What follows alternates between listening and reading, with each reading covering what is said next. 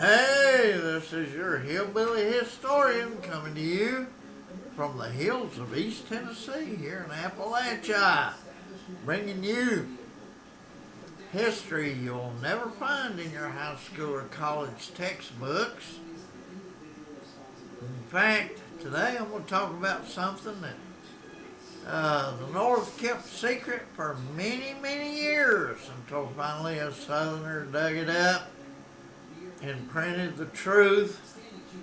And today we know about a group called the Secret Six. Yes, sir. In the 1850s, right before the Civil War, there was a group in the North, New England area, Massachusetts, New York, in that area. There was a group called the Secret Six. Secret Six. And you've probably never heard of them because the North didn't want to talk about it. They didn't want the truth to come out. But the truth is out now. We know about the Secret Six. These are six very wealthy and influential Unionists who were abolitionists against slavery, and they wanted to start a slavery uprising, basically a civil war in the United States to get rid of slavery. And they recruited and paid John Brown. Remember the John Brown of all the great pro-union songs? John Brown's Body and all that crap? Yes, sir. They made a hero out of John Brown, but let me tell you something. John Brown was nothing but a terrorist, like today's Antifa, who are paid for, funded, trained, recruited, and paid for, just like back in before the Civil War. The Secret Six they recruited and paid for John Brown to take his family, and they paid for the training for them to go out into the border states of Kansas and Missouri and start a civil war. They were paid terrorists. John Brown was nothing but an American paid terrorist paid for by the Secret Six in New England to get a civil war started, to try to get the blacks to rise up and start a civil war all across the South. Thank God it failed, but the election of Abraham Lincoln gave the Secret Six what they were looking for, somebody to actually give us a war, a civil war.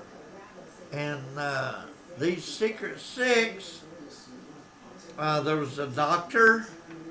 Samuel Howe, H-O-W-E, Howe. He was a teacher of the blind. He believed that the blind should be educated. He started a school for the blind. He was a very influential educator, writer, abolitionist. Then there was Thomas Higginson. Higginson was an abolitionist. He was a Unitarian minister, as was the third member of this group, a guy by the name of Theodore Parker. He was a Unitarian minister. Now, Unitarianism was helped get started by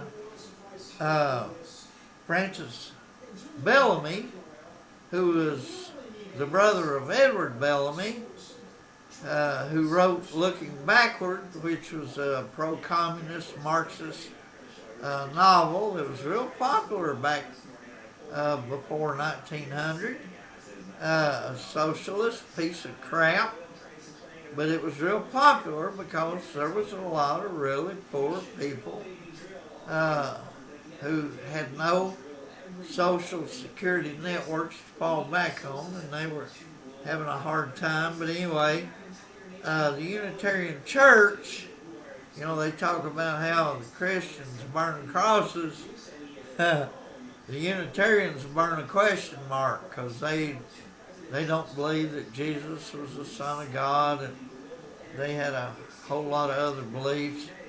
But these Unitarians were abolitionists. They were radical thinkers of their time. And there was another fourth member of this group was a man by the name of Franklin Sanborn.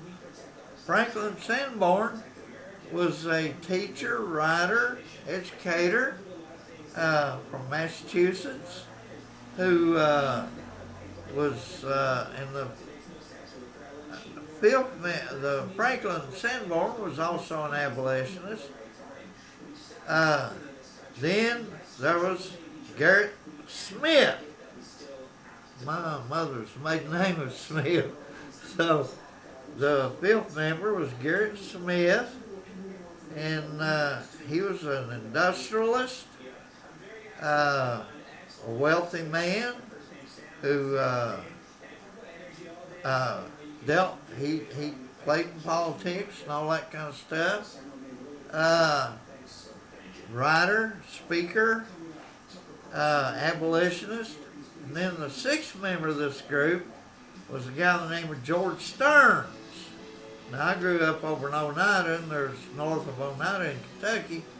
There's a little town called Stearns because the Stearns family came down into Kentucky, built a little town, had a beautiful, huge hotel there on top of the hill there in Stearns, Kentucky. I spent the night there one time. I went to school with a woman that was in charge of it, the manager of it. I went to school with her son.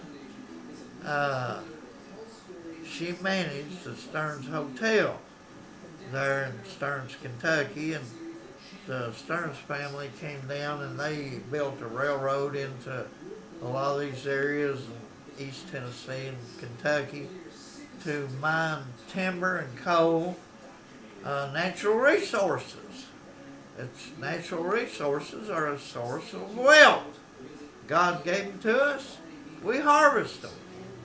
And only fools go out and protest against harvesting natural resources like oil, natural gas, coal, and stuff like that. Obama was against coal. He helped destroy the coal industry in Kentucky. This Stearns guy was a big industrialist.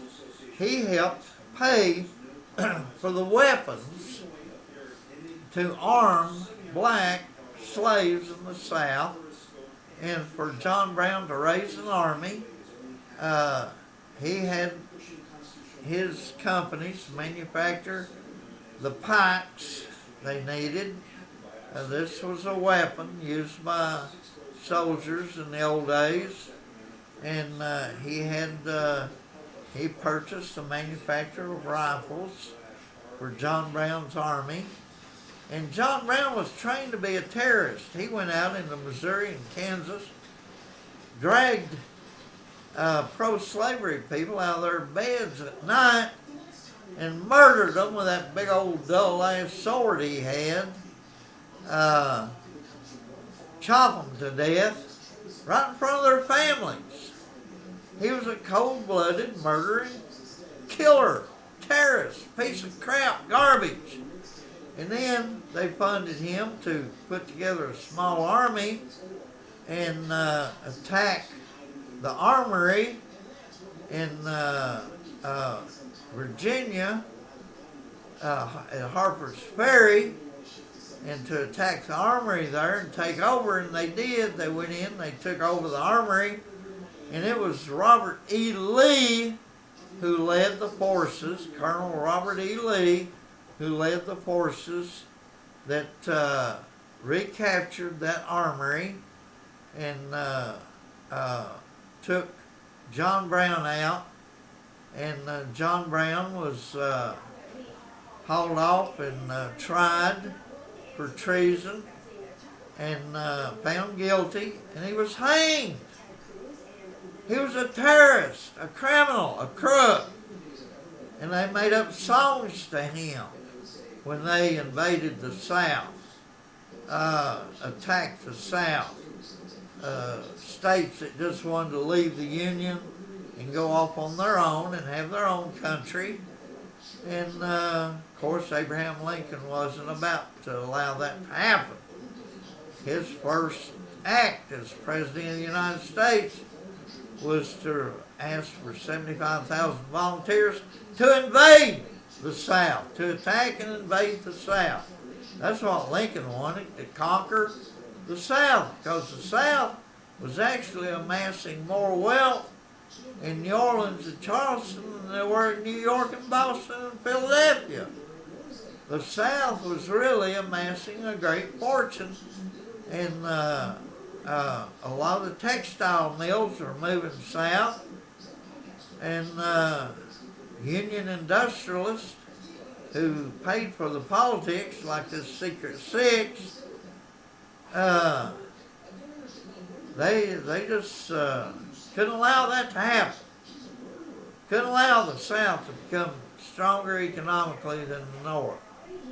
And so they had to attack the South while the North was still the major economic power.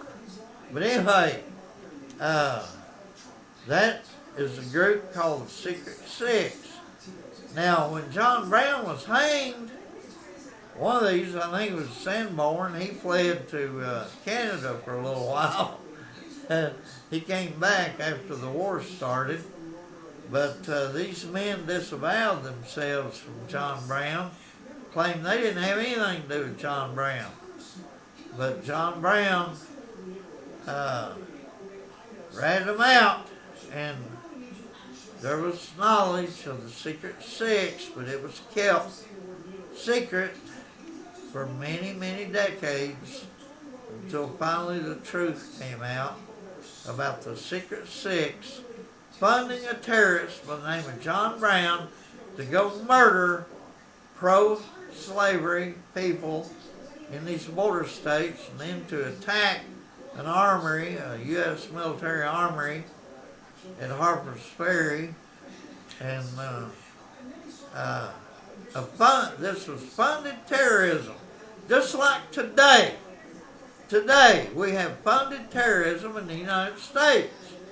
Trump and his people are trying to do something about it, put a stop to it. They call themselves Antifa. And these Democrats say, well, Antifa is just a figment of your imagination. The hell it is. They're funded. You know, they haul truckloads of brick and dumped them in the streets so Antifa would have bricks to throw through windows. I mean, this was Antifa is paid to do what they do. And if you look at them on the internet, when they're arrested, they are strange looking people.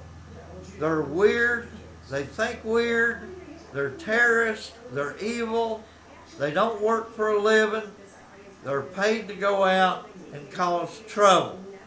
Remember the Summer of Love, 2020, when they burnt cities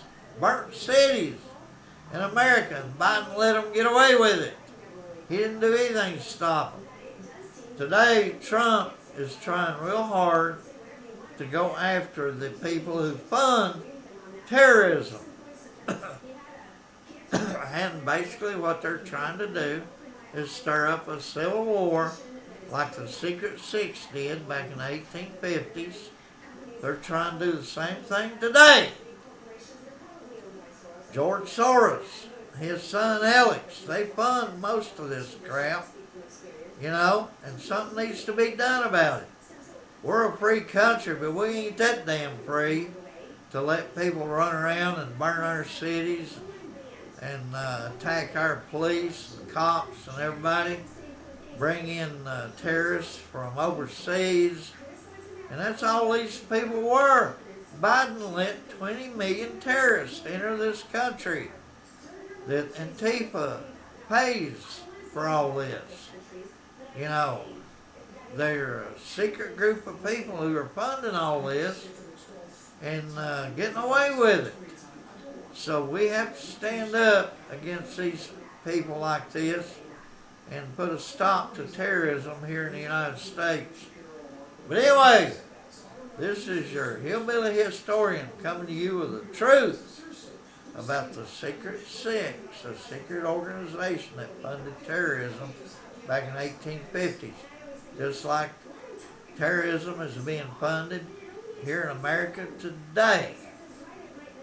These rioters are funded by the people who want to see America dragged down. And they want to see war. They want to see evil. They want to see death and destruction.